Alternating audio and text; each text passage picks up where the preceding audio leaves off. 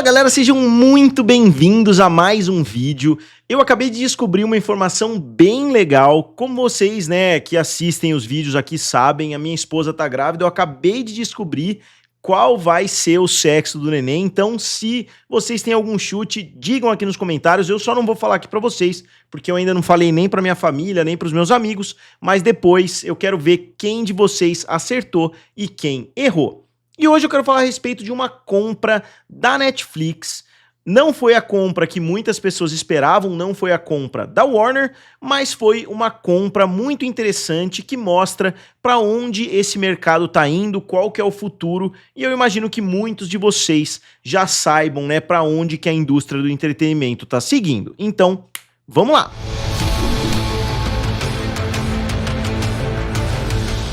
Então, pessoal, eu sou o Felipe, aqui do canal Guerra dos Streamings, também lá do canal Triplo F.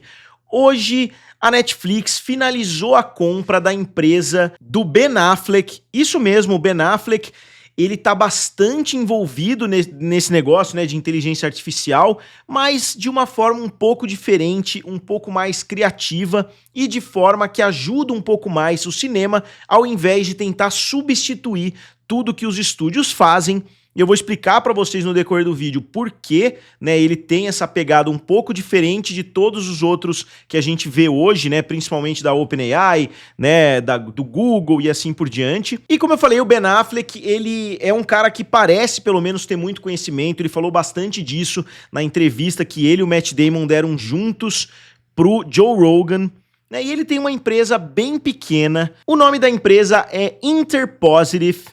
Interpositive seria interpositivo, alguma coisa assim.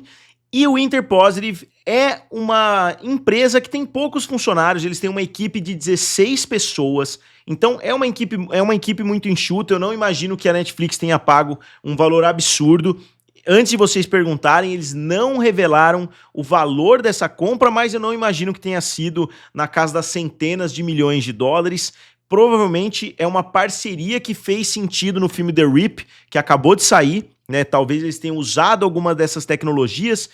A Netflix pode ter gostado do que ela viu e falou, a gente vai comprar, e o Ben Affleck vai ficar como um consultor criativo, de certa forma, dentro da própria Netflix.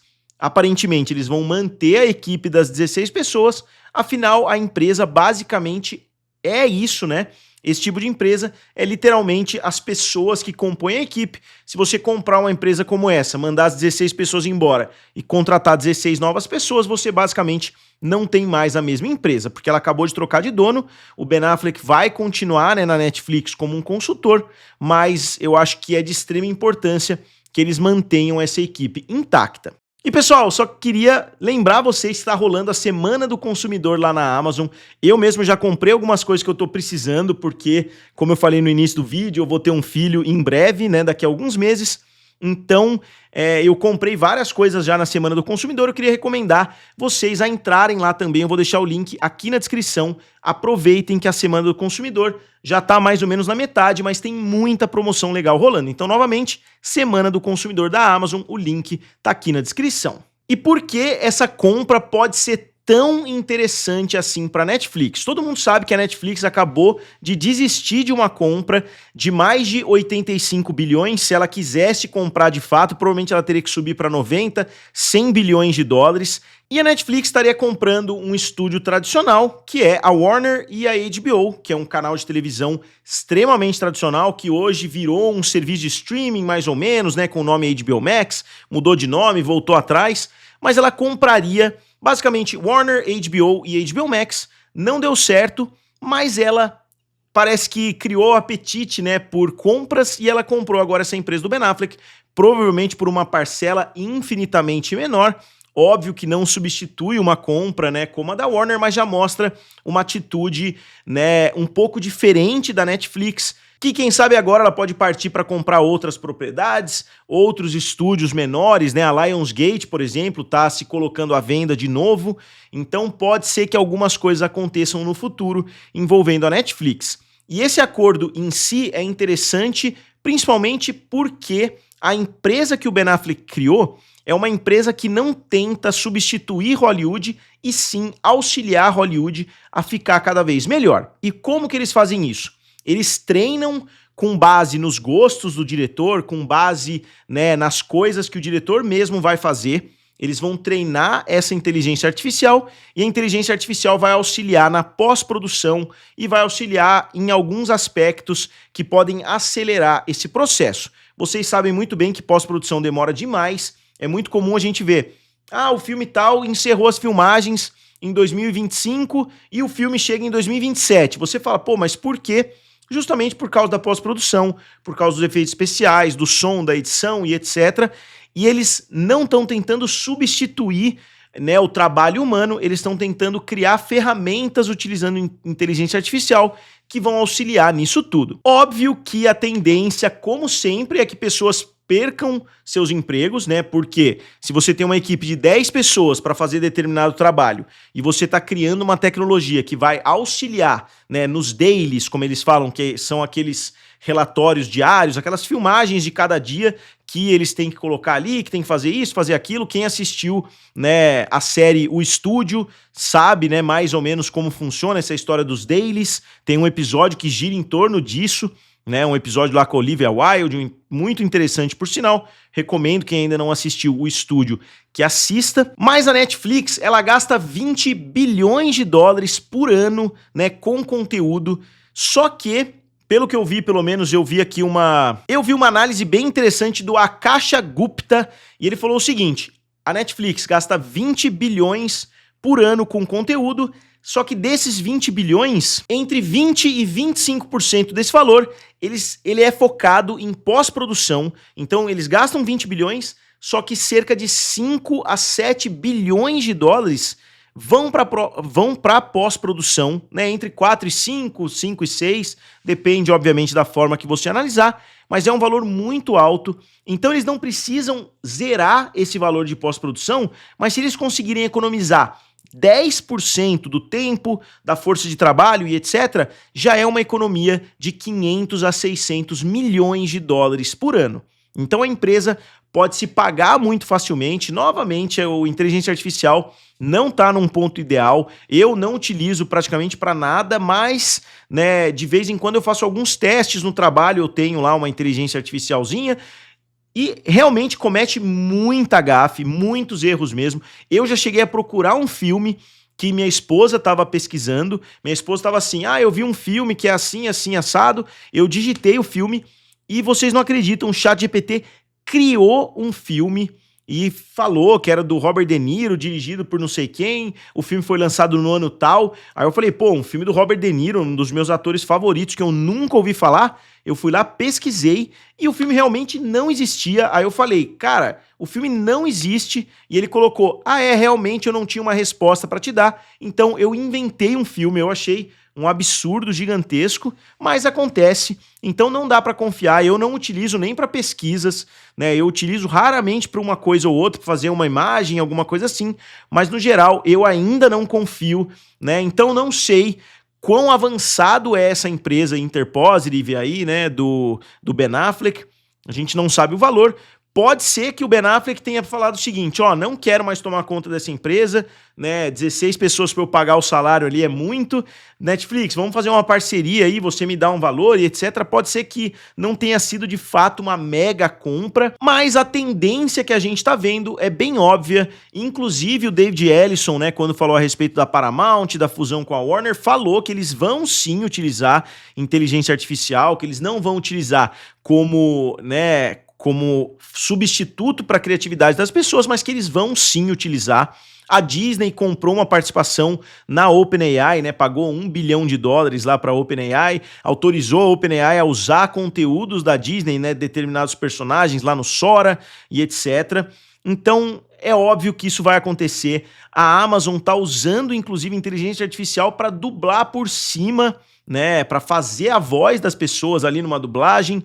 Então tem muitos casos diferentes que eu poderia utilizar aqui para vocês, mas é óbvio que vocês estão sabendo. Se vocês quiserem, inclusive, que eu traga mais, né, de vez em quando saem essas notícias, que eu trago um quadro mais focado, né, nesses avanços da inteligência artificial, com certeza tem assunto suficiente para isso. E a promessa do Ben Affleck é que essa empresa dele mantém o cineasta como centro do processo. Novamente, a intenção não é substituir, né, o cineasta pela inteligência artificial. Ele tem uma produtora, né, o Ben Affleck e o Matt Damon, que acho que é Artists Equity, que parece que é uma empresa muito legal de trabalhar, né, que eles dividem muito ali com os funcionários. A bonificação do filme The Rip na Netflix, se passasse de um certo, né, patamar, digamos assim, a equipe inteira ia ganhar uma bonificação interessante, mais ou menos como os royalties, né, funcionam, só que distribuído, pelo que eu entendi, né, entre os sindicatos, as produtoras e etc. Todo mundo que estiver participando do filme vai receber alguma participação. E eles deixam bem claro que a inteligência artificial não produz vídeos, eles não têm aquele IA generativo, né, que eles falam, que cria as coisas do nada, que você vai lá e põe um prompt e acabou. Ele vai utilizar o próprio treinamento que a produção vai dando para ele para facilitar as coisas na pós-produção. Ele falou o seguinte: as pessoas geralmente pensam nisso como fazer algo do nada, vou digitar algo em um computador e ele me dará o filme. Não é isso que a Interpositive é. E a Bela Baharia, né, que é a diretora de conteúdo da Netflix, falou que a tecnologia de inteligência artificial da Interpositive fornecerá aos seus parceiros mais opções, mais controle e mais proteção para sua visão. A nossa relação com os artistas sempre foi baseada na confiança, apoiar toda a sua criatividade e garantir que tenham o poder de decidir como são feitos os seus filmes e espetáculos. Isso eu já não sei, porque parece que tudo da Netflix tem meio que aquela cara Netflix, né? Então eu não sei até que ponto eles dão essa liberdade. O próprio Matt Damon e o Ben Affleck deram algumas cutucadas ali na Netflix. Nessa mesma entrevista com o Joe Rogan, que eu assisti ali na íntegra, eles falaram que a Netflix pede para as pessoas ficarem reiterando dentro do roteiro o que está acontecendo no filme, porque as pessoas assistem o filme mexendo no celular, então você precisa, né, explicar várias vezes a história. Então, também não acho que ela seja esse bastião aí da liberdade, né, criativa para os seus diretores e etc. Mas eu concordo, né, pelo menos parcialmente com a ideia. Acreditamos que novas ferramentas devem expandir a liberdade criativa, não restringi-la ou substituir o trabalho de escritores, diretores, atores e equipes. Ben e sua equipe da Interpositive fazem parte de uma longa tradição em nossa indústria de artistas que lideram o caminho na forma como a inovação é usada na narrativa. O trabalho deles é dar aos cineastas mais opções, mais controle e mais proteção para sua visão. Estamos entusiasmados em desenvolver esse legado juntos, com os criadores e suas intenções artísticas no centro de tudo o que fazemos. E eles falaram também com a Elizabeth Stone, que é a diretora de produtos e tecnologia da Netflix, uma pessoa realmente de um grau elevado ali dentro da empresa. Ela repetiu mais ou menos a mesma coisa. Nossa abordagem em inteligência artificial sempre se concentrou em atender às necessidades da comunidade criativa e dos nossos membros. Né, ó, a equipe da Interpositive está se juntando à Netflix, então foi quase que uma compra da equipe, né, digamos assim. A impressionante tecnologia da Interpositive foi criada especificamente para cineastas e produtores, repetindo basicamente a mesma coisa. E o Ben Affleck, né, em um relato fornecido pela Netflix, detalhou a história de origem. O Ben Affleck falou o seguinte: em 2022, passei muito tempo observando o surgimento inicial da inteligência artificial na produção. Como cineasta, pude ver como esses modelos ficaram aquém, né, ficaram devendo, digamos assim, para que os artistas apliquem essas ferramentas para contar as histórias às quais dedicamos nossas vidas.